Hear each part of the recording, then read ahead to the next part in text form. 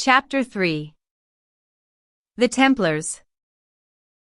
In the year 1118, 19 years after the First Crusade had ended with the defeat of the Moslems, the capture of Antioch and Jerusalem, and the installment of Godefroy de Bouillon as king of the latter city, a band of 9 French gentilshommes, led by Hugues de Payens and Godefroy de Saint-Omer, formed themselves into an order for the protection of pilgrims to the Holy Sepulchre.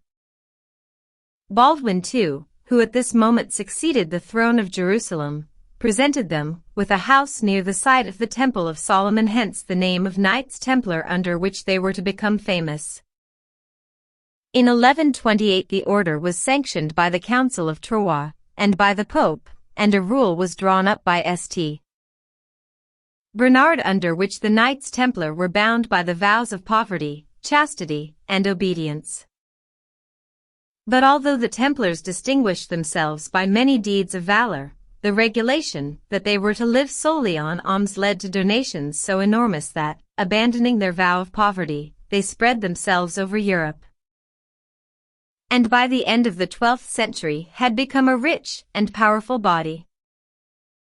The motto that the order had inscribed upon its banner, Non nobis Domini, sed nomini tuata gloriam, was likewise forgotten. For, their faith waxing gold, they gave themselves up to pride and ostentation.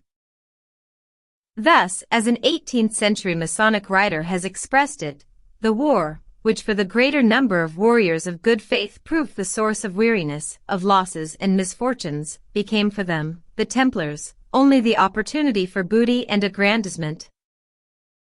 And if they distinguished themselves by a few brilliant actions, their motive soon ceased to be a matter of doubt, when they were seen to enrich themselves even with the spoils of the Confederates, to increase their credit by the extent of the new possessions they had acquired, to carry arrogance to the point of rivaling crowned princes in pomp and grandeur, to refuse their aid against the enemies of the faith, as the history of Saladin testifies, and finally to ally themselves with that horrible and sanguinary prince named the Old Man of the Mountain, Prince of the Assassins. The truth of the last accusation is, however, open to question. For a time, at any rate, the Templars had been at war with the Assassins. When in 1152 the Assassins murdered Raymond, Comte de Tripoli, the Templars entered their territory and forced them to sign a treaty by which they were to pay a yearly tribute of 12,000 gold pieces in expiation of the crime.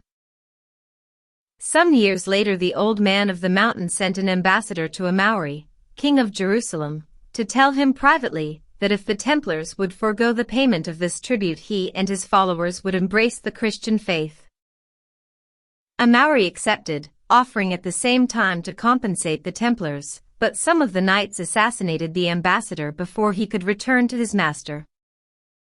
When asked for reparations, the Grand Master threw the blame on an evil one-eyed knight named Gautier de Maisnil.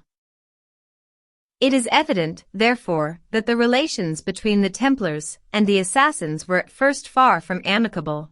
Nevertheless, it appears probable that later on an understanding was brought about between them. Both on this charge and on that of treachery towards the Christian armies, Dr. Bussel's impartial view of the question may be quoted. When in 1149 the Emperor Conrad III failed before Damascus, the Templars were believed to have a secret understanding with the garrison of that city. In 1154 they were said to have sold, for 60,000 gold pieces, a prince of Egypt who had wished to become a Christian. He was taken home to suffer certain death at the hands of his fanatical family. In 1166 Amaury, king of Jerusalem, hanged 12 members of the order for betraying a fortress to Nurenin. And Dr. Bussel goes on to say that it cannot be disputed that they had long and important dealings with the assassin, and were therefore suspected, not unfairly, of imbibing their precepts and following their principles. By the end of the 13th century the Templars had become suspect, not only in the eyes of the clergy, but of the general public.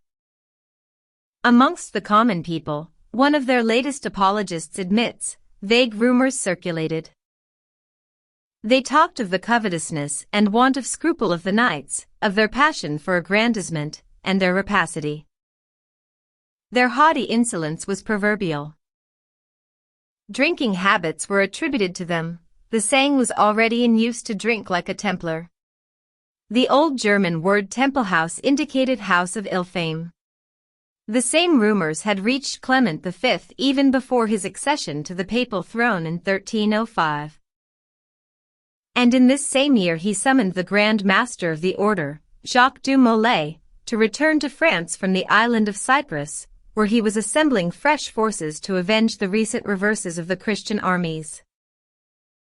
Du Molay arrived in France with 60 other Knights Templar, and 150,000 gold florins, as well as a large quantity of silver that the order had amassed in the East. The Pope now set himself to make inquiries concerning the charges of unspeakable apostasy against God, detestable idolatry, execrable vice, and many heresies that had been secretly intimated to him. But, to quote his own words, because it did not seem likely nor credible that men of such religion, who were believed often to shed their blood and frequently expose their persons to the peril of death for Christ's name, and who showed such great and many signs of devotion both in divine offices as well as in facts, as in other devotional observances, should be so forgetful of their salvation as to do these things, we were unwilling to give ear to this kind of insinuation.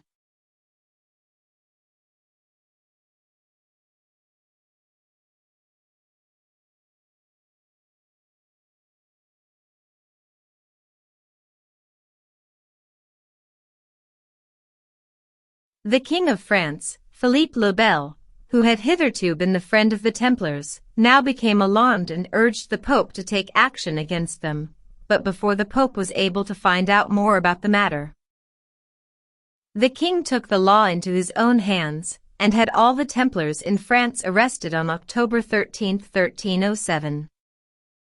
The following charges were then brought against them by the Inquisitor for France before whom they were examined. 1. The ceremony of imitation into their order was accompanied by insults to the cross, the denial of Christ, and gross obscenities. 2. The adoration of an idol, which was said to be the image of the true God. 3. The omission of the words of consecration at Mass. 4. The right that the lay chiefs arrogated to themselves of giving absolution. 5. The authorization of unnatural vice. To all these infamies a great number of the knights, including Jacques du Molay, confessed in almost precisely the same terms. At their admission into the order, they said, they had been shown the cross on which was the figure of Christ, and had been asked whether they believed in him. When they answered yes, they were told in some cases that this was wrong, dixit sibi quot male credibat, because he was not God, he was a false prophet, quia falsus propheta erat, nec erat Deus. Some added that they were then shown an idol, or a bearded head, which they were told to worship. One added that this was of such a terrible aspect that it seemed to him to be the face of some devil, called in French un mouth, and that whenever he saw it he was so overcome with fear that he could hardly look at it without fear and trembling. All who confessed declared that they had been ordered to spit on the crucifix, and very many that they had received the injunction to commit obscenities, and to practice unnatural vice. Some said that on their refusal to carry out these orders they had been threatened with imprisonment, even perpetual imprisonment. A few said they had actually been incarcerated. One declared that he had been terrorized, seized by the throat, and threatened with death. Since, however, a number of these confessions were made under torture, it is more important to consider the evidence provided by the trial of the knights at the hands of the Pope, where this method was not employed. Now, at the time the Templars were arrested, Clement V, deeply resenting the king's interference with an order which existed entirely under papal jurisdiction, wrote in the strongest terms of remonstrance to Philippe le Bel urging their release, and even after their trial.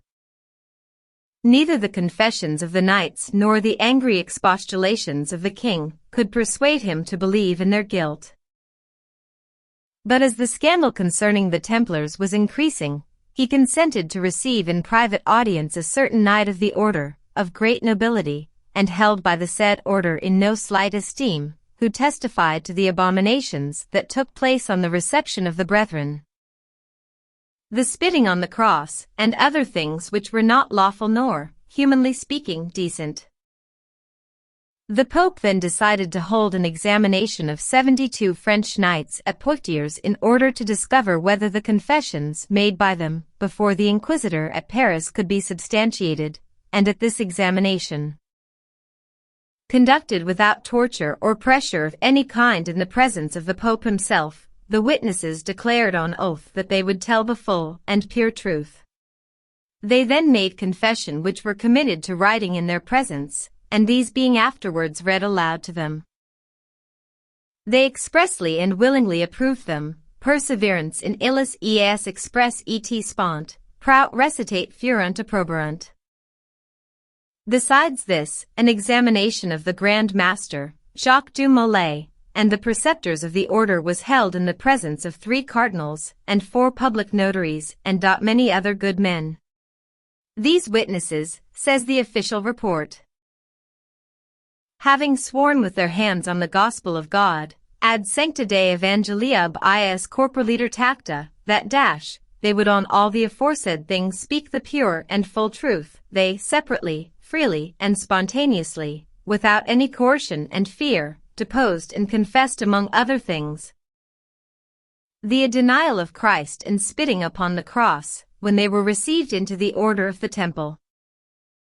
And some of them deposed and confessed that under the same form, namely, with denial of Christ and spitting on the cross, they had received many brothers into the order. Some of them too confessed certain other horrible and disgusting things on which we are silent. Besides this, they said and confessed that those things which are contained in the confessions and depositions of heretical depravity, which they made lately before the Inquisitor of Paris, were true. Their confessions, being again committed to writing, were approved by the witnesses, who then with bended knees and many tears asked for and obtained absolution. The Pope, however, still refused to take action against the whole order merely because the master and brethren around him had gravely sinned, and it was decided to hold a papal commission in Paris. The first sitting took place in November 1309, when the Grand Master and 231 knights were summoned before the pontifical commissioners. This inquiry, says Michelet, was conducted slowly, with much consideration and gentleness, avec beaucoup de ménagement et de douceur, by high ecclesiastical dignitaries, an archbishop, several bishops, etc. But although a number of the knights, including the Grand Master, now retracted their admissions, some damning confessions were again forthcoming. It is impossible within the scope of this book to follow the many trials of the Templars that took place in different countries in Italy, at Ravenna, Pisa, Bologna, and Florence, where torture was not employed and blasphemies were admitted, or in Germany, where torture was employed but no confessions were made and a verdict was given in favor of the order. A few details concerning the trial in England may, however, be of interest. It has generally been held that torture was not applied in England owing to the humanity of Edward II, who at first absolutely refused to listen to any accusations against the order. On December 10, 1307, he had written to the Pope in these terms, and because the said master, or brethren constant in the purity of he Catholic faith have been frequently commended by us, and by all our kingdom, both in their life and morals, we are unable to believe in suspicious stories of this kind until we know with greater certainty about these things.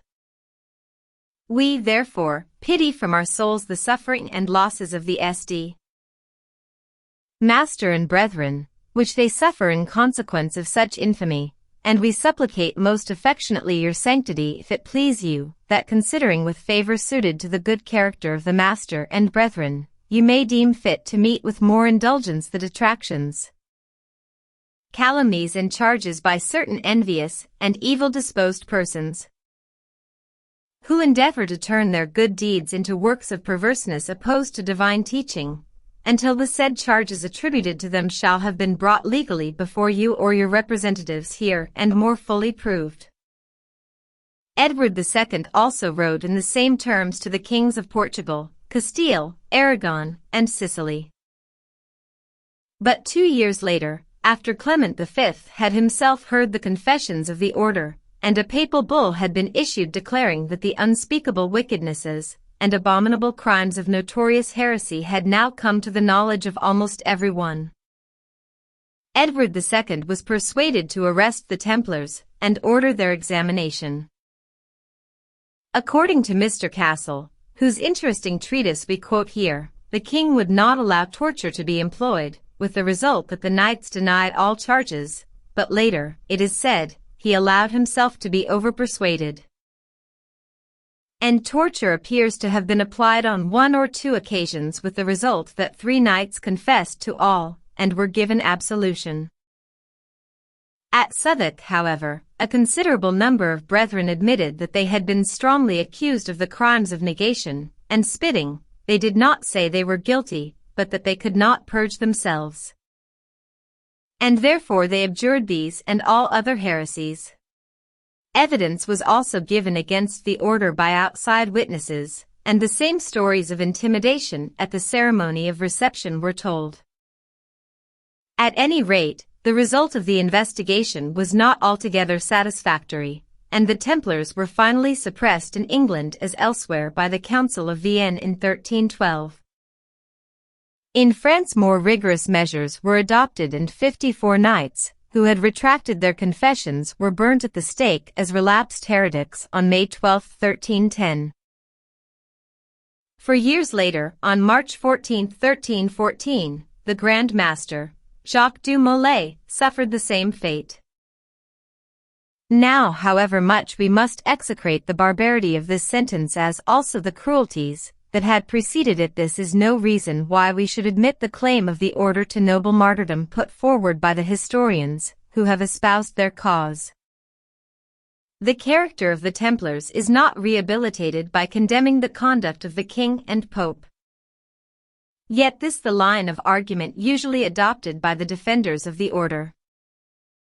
Thus the 2 main contentions on which they base their defense are, firstly, that the confessions of the knights were made under torture, therefore they must be regarded as null and void, and, secondly, that the whole affair was a plot concerted between the king and pope in order to obtain possession of the Templars' riches.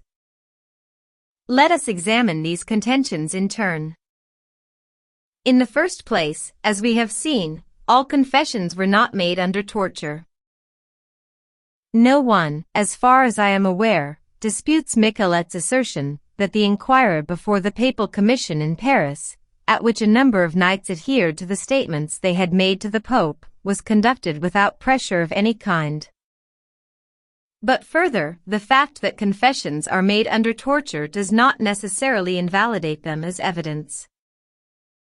Guy Fawkes also confessed under torture, yet it is never suggested that the whole story of the gunpowder plot was a myth.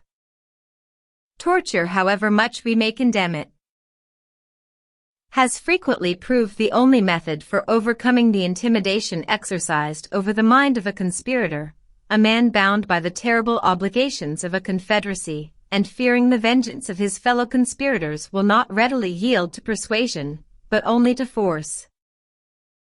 If, then, some of the Templars were terrorized by torture, or even by the fear of torture, it must not be forgotten that terrorism was exercised by both sides.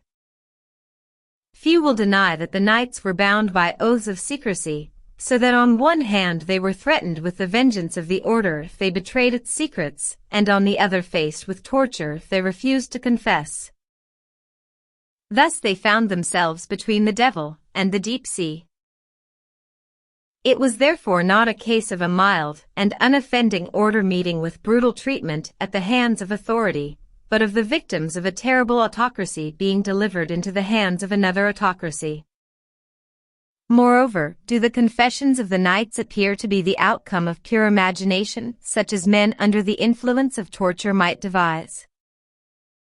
It is certainly difficult to believe that the accounts of the ceremony of initiation given in detail by men in different countries, all closely resembling each other, yet related in different phraseology, could be pure inventions.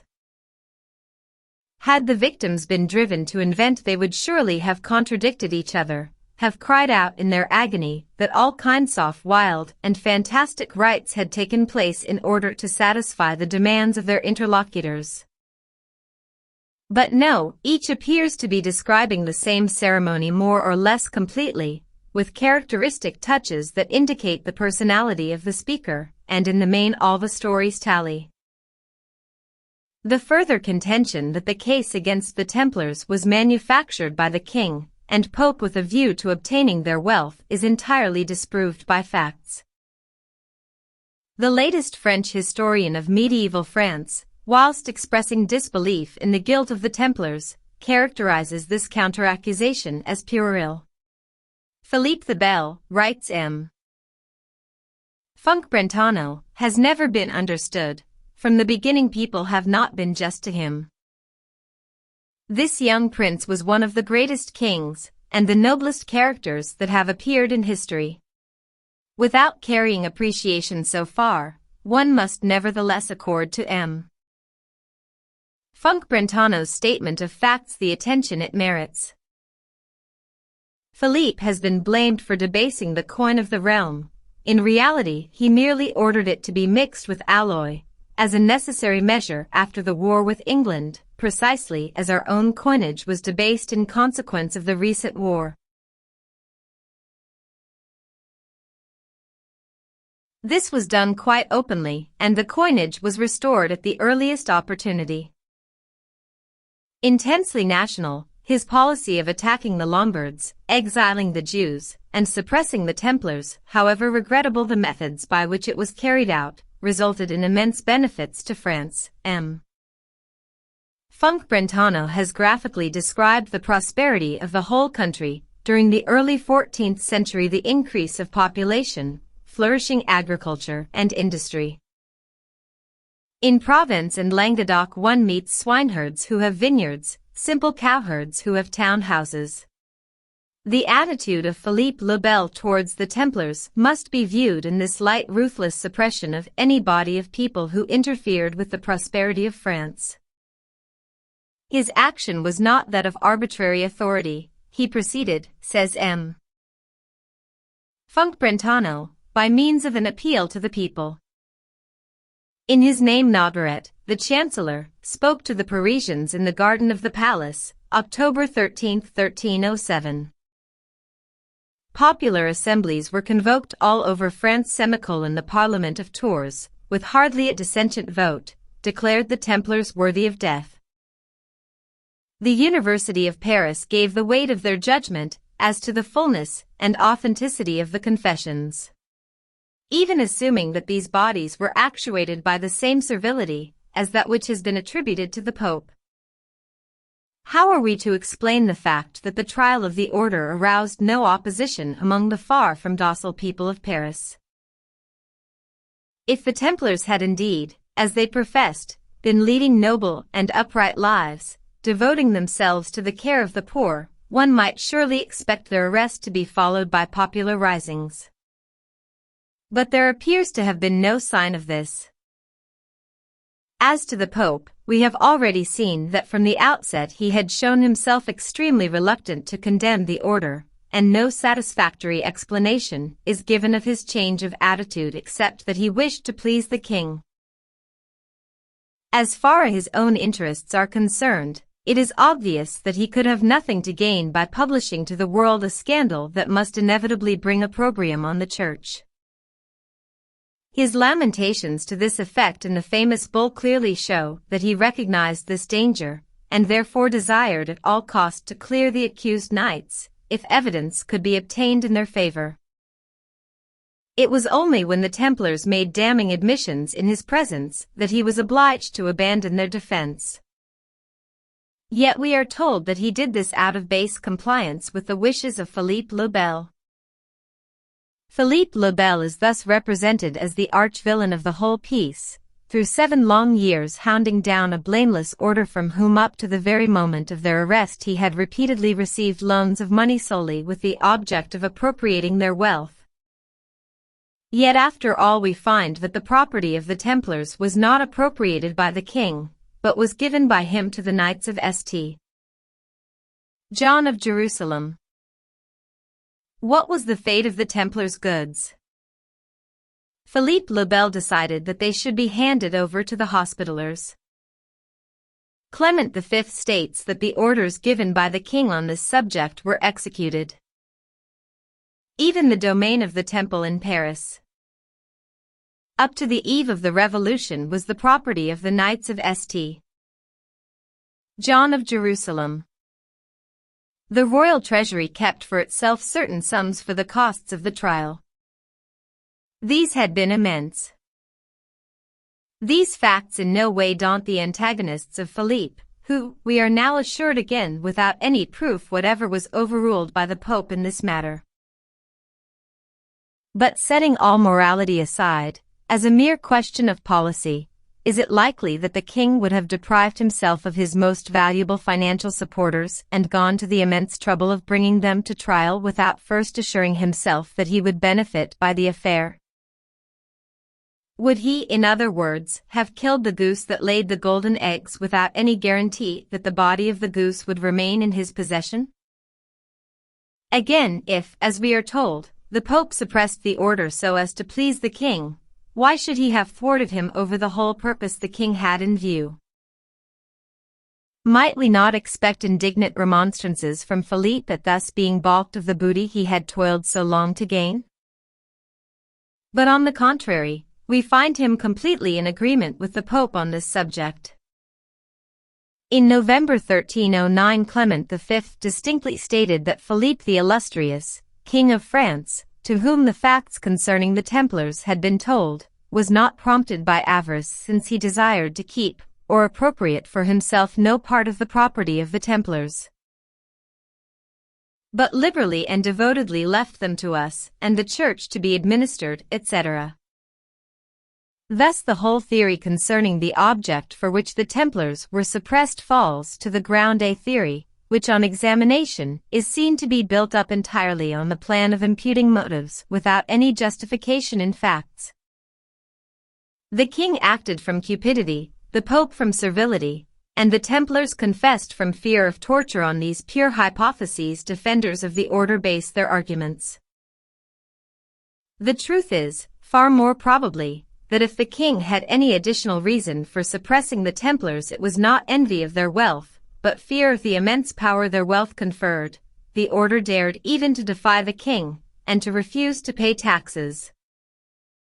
The Temple in fact constituted an imperium in imperio that threatened not only the royal authority, but the whole social system. An important light is thrown on the situation by M.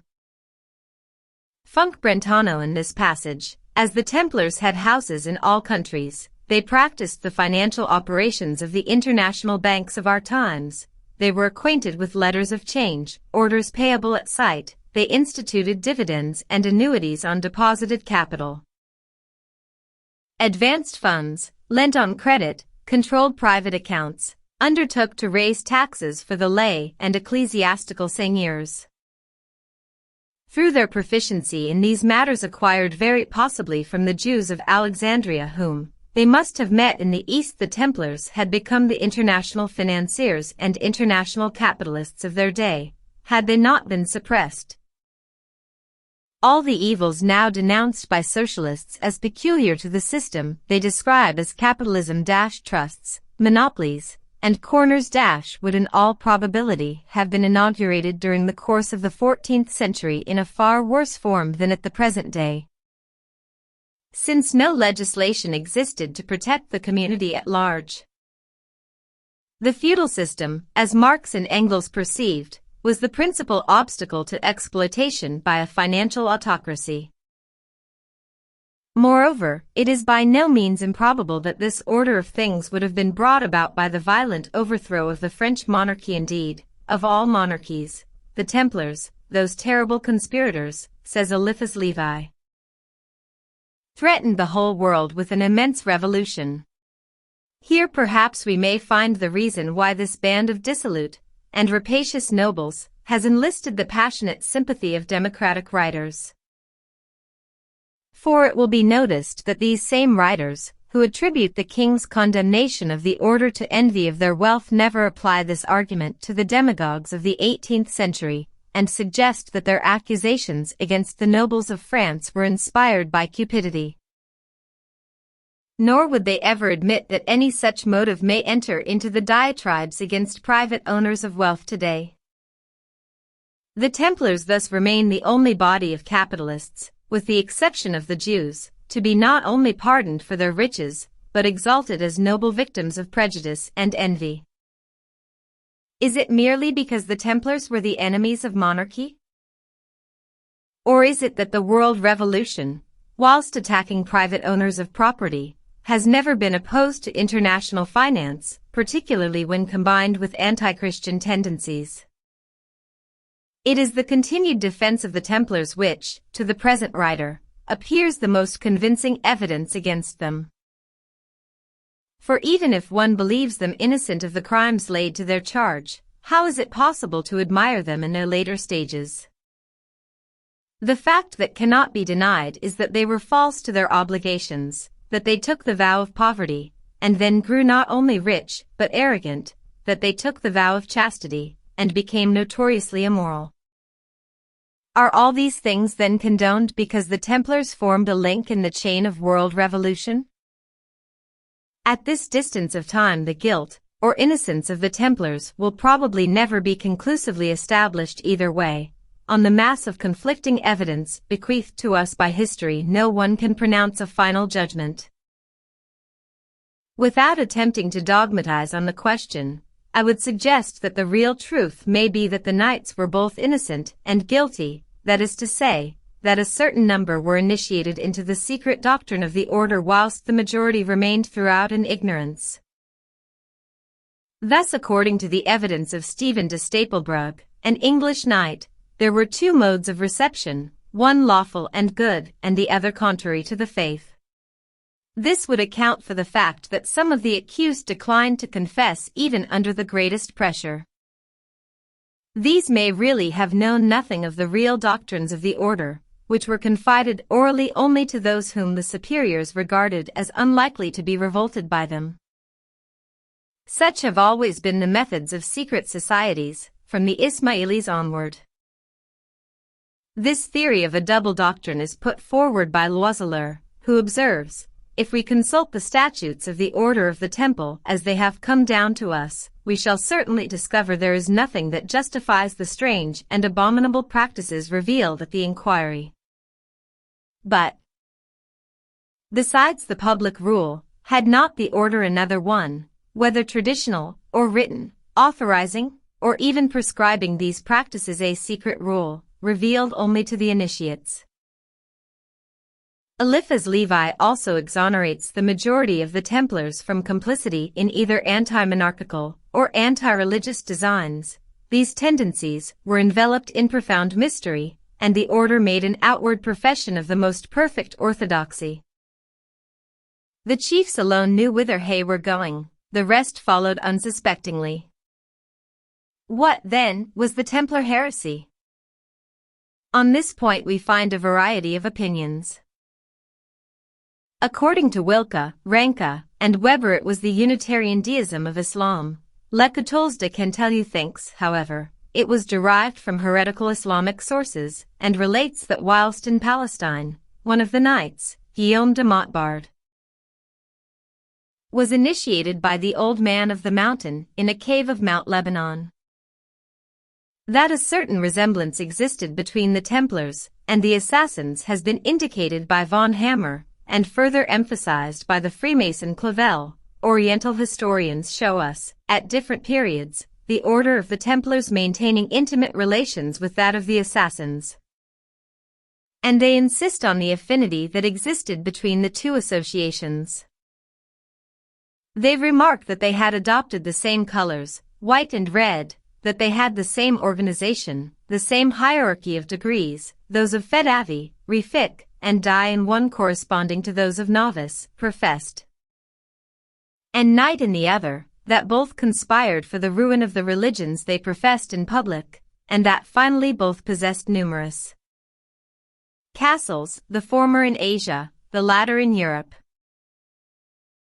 But in spite of these outward resemblances, it does not appear from the confessions of the Knights that the secret doctrine of the Templars was that of the Assassins, or of any Ismaili sect by which, in accordance with Orthodox Islamism, Jesus was openly held up as a prophet, although, secretly, indifference to all religion was inculcated. The Templars, as far as can be discovered, were anti-Christian deists. Loiseleur considers that their ideas were derived from Gnostic or Manichaean dualist Scathari, Paulicians, or more particularly Bogomils, of which a brief account must be given here. The Paulicians, who flourished about the 7th century AD, bore a resemblance to the Cainites and Ophites in their detestation of the Demiurgus, and in the corruption of their morals.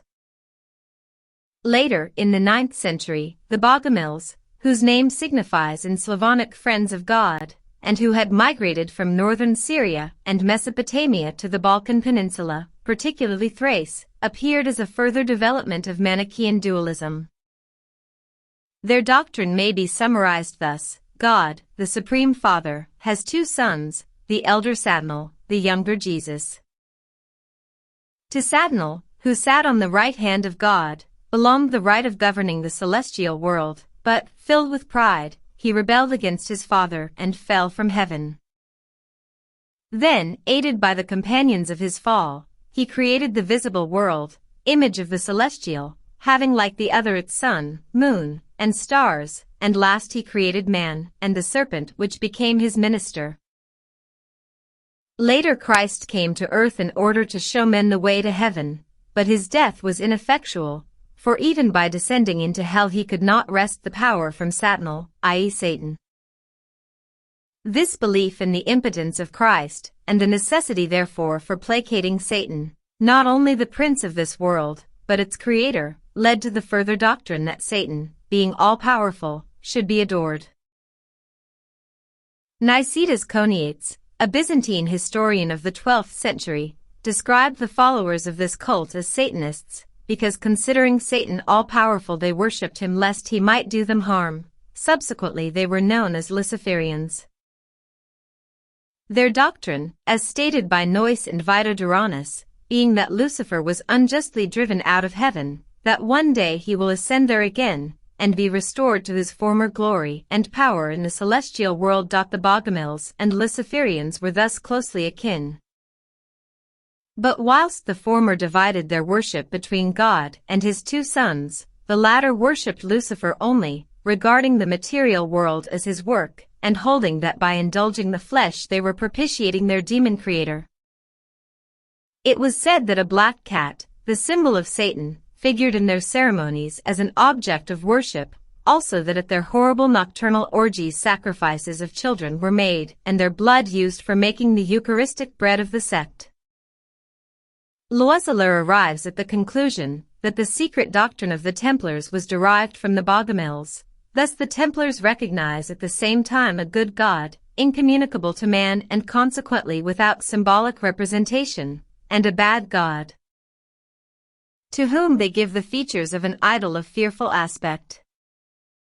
Their most fervent worship was addressed to this God of evil, who alone could enrich them. They said with the Luciferians, the elder son of God, Satnal, or Lucifer alone has a right to the homage of mortals. Jesus his younger brother does not deserve this honor. Although we shall not find these ideas so clearly defined in the confessions of the Knights, some color is lent to this theory by those who related that the reason given to them for not believing in Christ was that he was nothing, he was a false prophet, and of no value, and that they should believe in the higher God of heaven who could save them. According to Loiseleur, the idol they were taught to worship, the bearded head known to history as Baphomet, represented the inferior god, organizer, and dominator of the material world, author of good and evil here below. Him by whom evil was introduced into creation. The etymology of the word Baphomet is difficult to discover.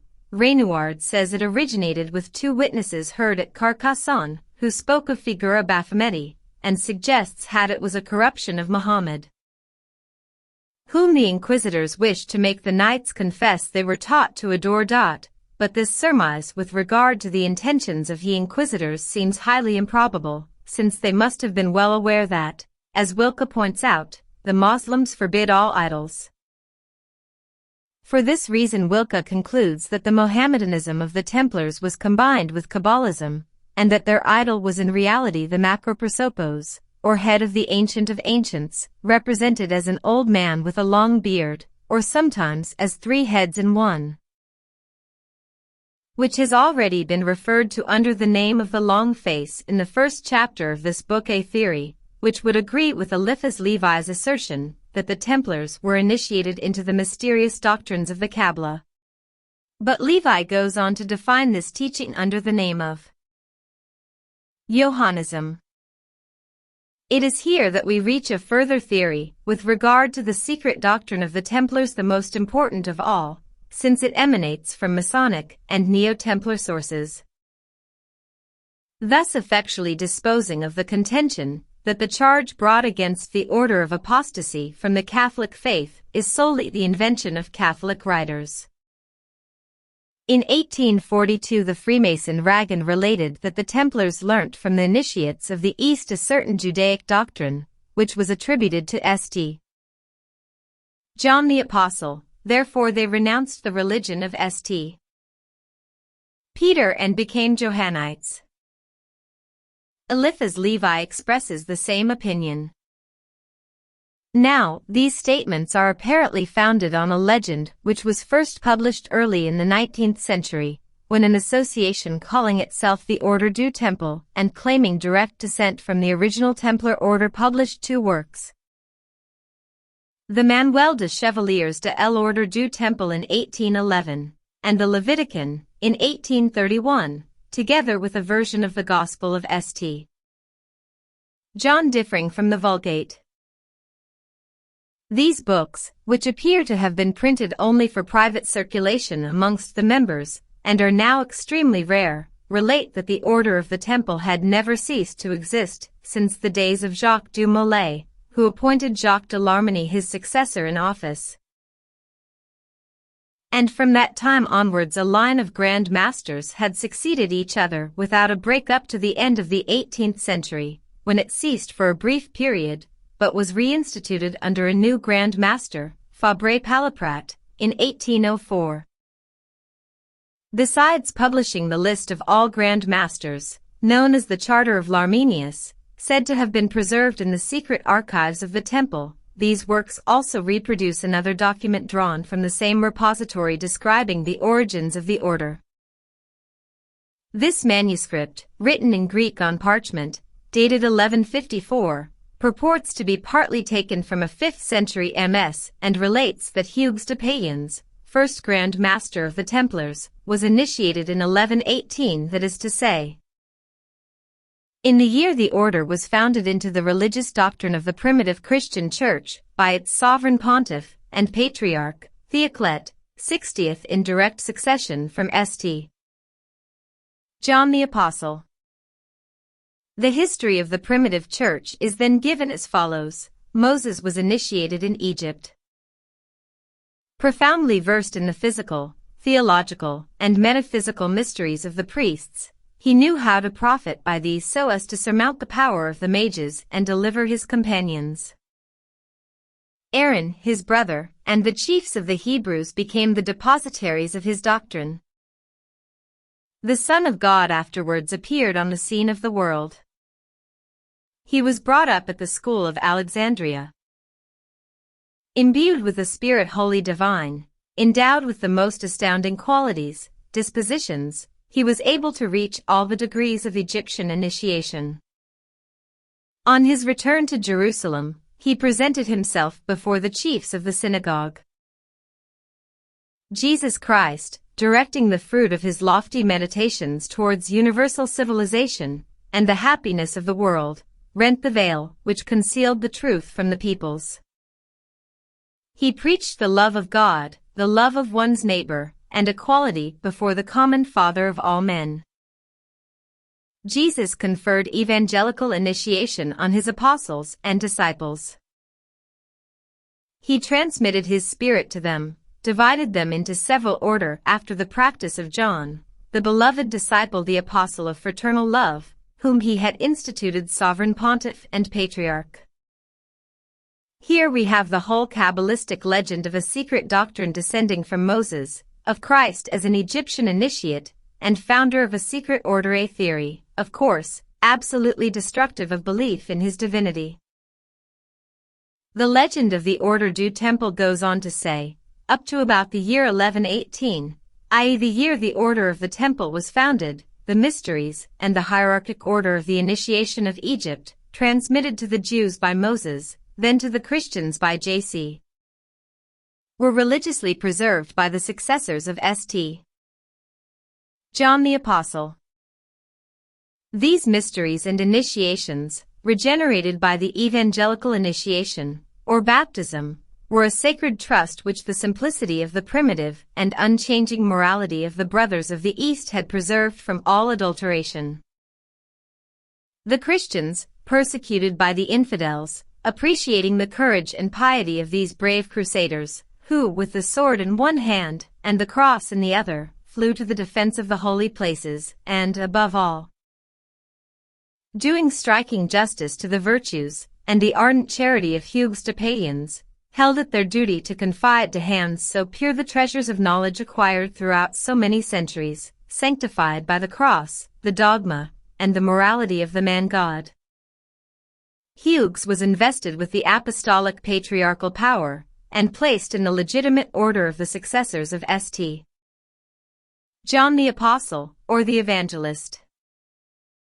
Such is the origin of the foundation of the Order of the Temple, and of the fusion in this order of the different kinds of initiation of the Christians of the East designated under the title of primitive Christians, or Johannites. It will be seen at once that all this story is subtly subversive of true Christianity, and that the appellation of Christians applied to the Johannites is an imposture.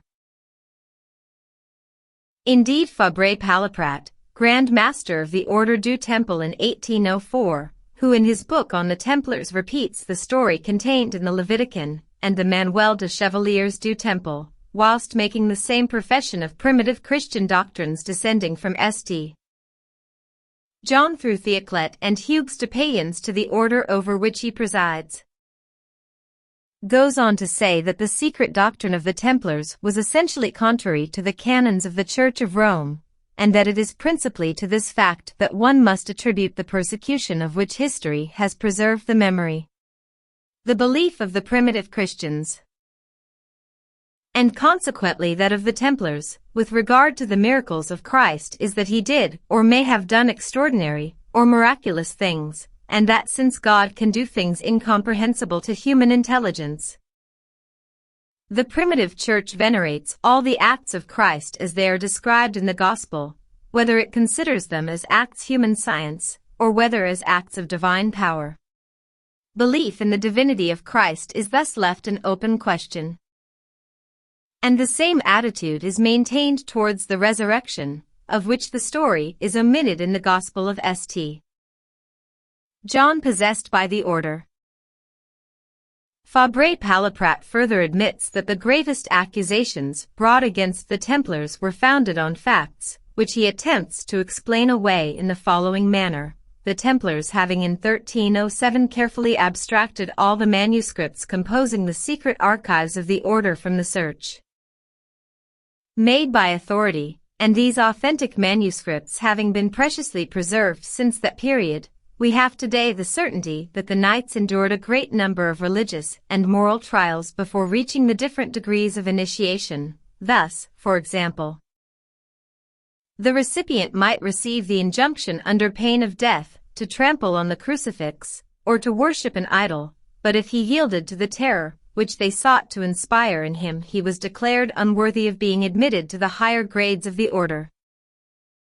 One can imagine in this way how beings, too feeble or too immoral to endure the trials of initiation, may have accused the Templars of giving themselves up to infamous practices and of having superstitious beliefs. It is certainly not surprising that an order which gave such injunctions as these, for whatever purpose, should have become the object of suspicion. Eliphas Levi, who, like Ragan, accepts the statements of the Order du Temple concerning the Johannite origin of the Templars' secret doctrine, is, however, not deceived by these professions of Christianity, and boldly asserts that the sovereign pontiff Theoclet initiated Hugues de Payens into the mysteries and hopes of his pretended church. He lured him by the ideas of sacerdotal sovereignty and supreme royalty. He indicated him finally as his successor. So the order of the Knights of the Temple was stained from its origin with schism and conspiracy against kings. Further, Levi relates that the real story told to initiates concerning Christ was no other than the infamous Toldat issue described in the first chapter of this book, and which the Johannites dared to attribute to St. John. This would accord with the confession of the Catalonian Knight Templar, Galcerandus de Tuz, who stated that the form of absolution in the order was, "I pray God that he may pardon your sins as he pardoned St. Mary Magdalene and the thief on the cross." But the witness went on to explain, by the thief of which the head of the chapter speaks, is meant, according to our statutes, that Jesus or Christ who was crucified by the Jews because he was not God. And yet he said he was God and the King of the Jews, which was an outrage to the true God who is in heaven. When Jesus, a few moments before his death, had his side pierced by the lance of Longinus, he repented of having called himself God and King of the Jews, and he asked pardon of the true God. Then the true God pardoned him. It is thus that we apply to the crucified Christ these words, "As God pardoned the thief on the cross." Renoir, who quotes this deposition, stigmatizes it as singular and extravagant. Matter agrees that it is doubtless extravagant, but that it merits attention. There was a whole system there, which was not the invention of alternate. Eliphas Levi provides the clue to that system, and to the reason why Christ was described as a thief, by indicating the Kabbalistic legend wherein he was described as having stolen the sacred name from the Holy of Holies. Elsewhere he explains that the Johannites made themselves out to be the only people initiated into the true mysteries of the religion of the Savior.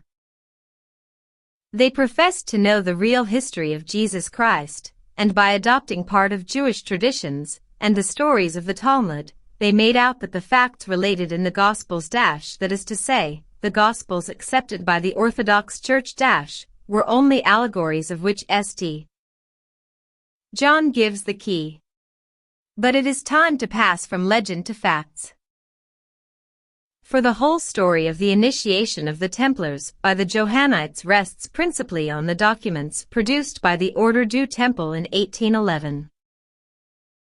According to the Abbés Grégoire and Munter, the authenticity and antiquity of these documents are beyond dispute. Grégoire, referring to the parchment manuscript of the Levitican and Gospel of St. John, says that Hellenists versed in paleography believe this manuscript to be of the 13th century, others declare it to be earlier, and to go back to the 11th century. Matter, on the other hand, quoting Munter's opinion that the manuscripts in the archives of the modern Templars date from the 13th century, observes that this is all a tissue of errors, and that the critics, including the learned Professor Thilo of Halle, have recognized that the manuscript in question, far from belonging to the 13th century, dates from the beginning of the 18th. From the arrangement of the chapters of the Gospel, Matter arrives at the conclusion that it was intended to accompany the ceremonies of some Masonic or secret society. We shall return to this possibility in a later chapter. The antiquity of the manuscript containing the history of the Templars thus remains an open question on which no one can pronounce an opinion without having seen the original. In order, then, to judge of the probability of the story that this manuscript contained, it is necessary to consult the facts of history, and to discover what proof can be found that any such sect as the Johannites existed at the time of the Crusades or earlier. Certainly none is known to have been called by this name, or by one resembling it before 1622, when some Portuguese monks reported the existence of a sect whom they described as Christians of St. John inhabiting the banks of the Euphrates. The appellation appears, however, to have been wrongly applied by the monks, for the sectarians in question, variously known as the Mandeans, Mandates, Sabians, Nazorians, etc., called themselves Mandaiahi, that is to say, the disciples, or rather the wise men, of John, the word Mandai being derived from the Chaldean word manda, corresponding to the Greek word, or wisdom. The multiplicity of names given to the Mandeans arises apparently from the fact that in their dealings with other communities they took the name of Sabians, whilst they called the wise and learned amongst themselves Nazorians. The sect formerly inhabited the banks of the Jordan, but was driven out by the Moslems, who forced them to retire to Mesopotamia and Babylonia, where they particularly affected the neighborhood of rivers in order to be able to carry out their peculiar baptismal rites. There can be no doubt that the doctrines of the Mandeans do resemble the description of the Johannite heresy as given by Eliphas Levi, though not by the order du Temple, in that the Mandeans professed to be the disciples of St.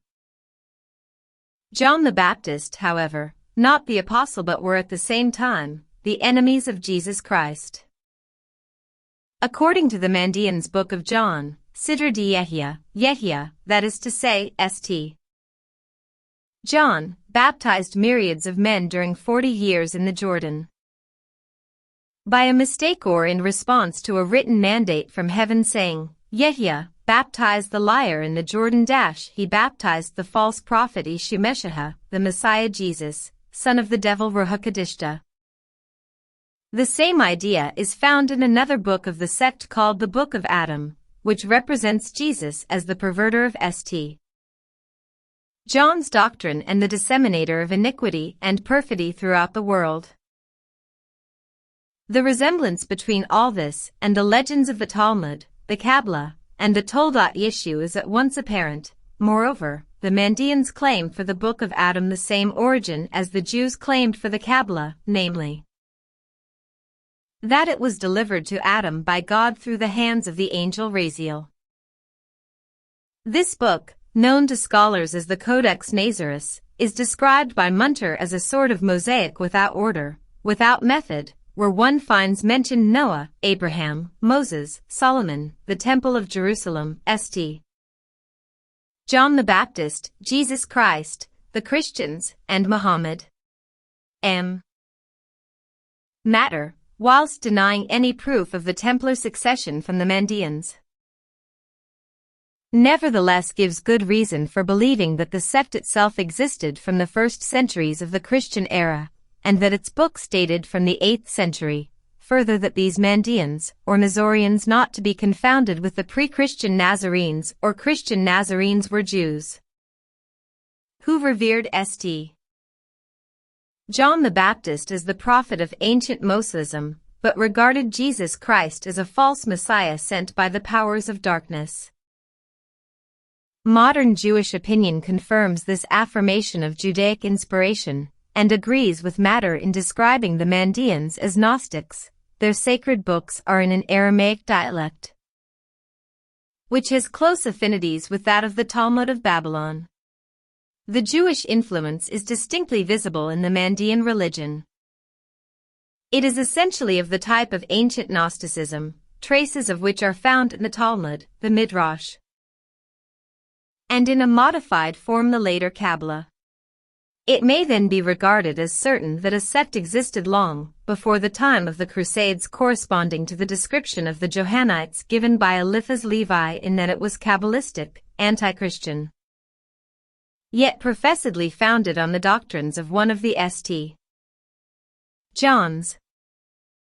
Whether it was by this sect that the Templars were indoctrinated must remain an open question. Matter objects that the evidence lacking to such a conclusion lies in the fact that the Templars expressed no particular reverence for St. John, but Loiseleur asserts that the Templars did prefer the gospel of St. John to that of the other evangelists, and that modern Masonic lodges claiming descent from the Templars possess a special version of this gospel said to have been copied from the original on Mount Athos. 74. It is also said that Baphomets were preserved in the Masonic lodges of Hungary, where a debased form of masonry, known as Johannite masonry, survives to this day.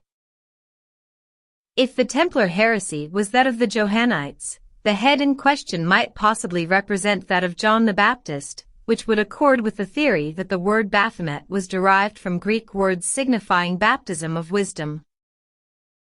This would, moreover, not be incompatible with Loiseleur's theory of an affinity between the Templars and the Bogomils, for the Bogomils also possessed their own version of the Gospel of St.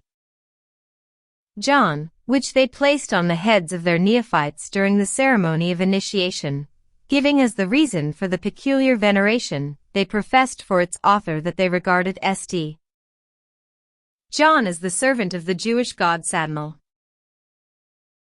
Eliphas Levi even goes so far as to accuse the Templars of following the occult practices of the Luciferians, who carried the doctrines of the Bogomils to the point of paying homage to the powers of darkness. Let us declare for the edification of the vulgar, and for the greater glory of the Church, which has persecuted the Templars, burned the magicians and excommunicated the Freemasons, etc. Let us say boldly and loudly that all the initiates of the occult sciences have adored, do and will always adore that which is signified by this frightful symbol, the Sabbatic goat. Yes, in our profound conviction, the Grand Masters of the Order of the Templars adored Baphomet, and caused him to be adored by their initiates.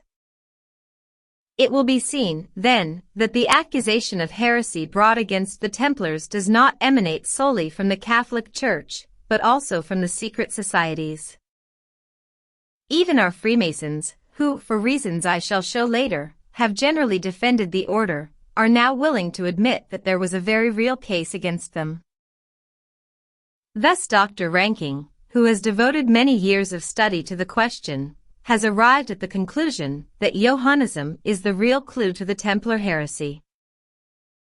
In a very interesting paper published in the Masonic journal Ars Cautuor Coronatorum, he observes that the record of the Templars in Palestine is one long tale of intrigue and treachery on the part of the order.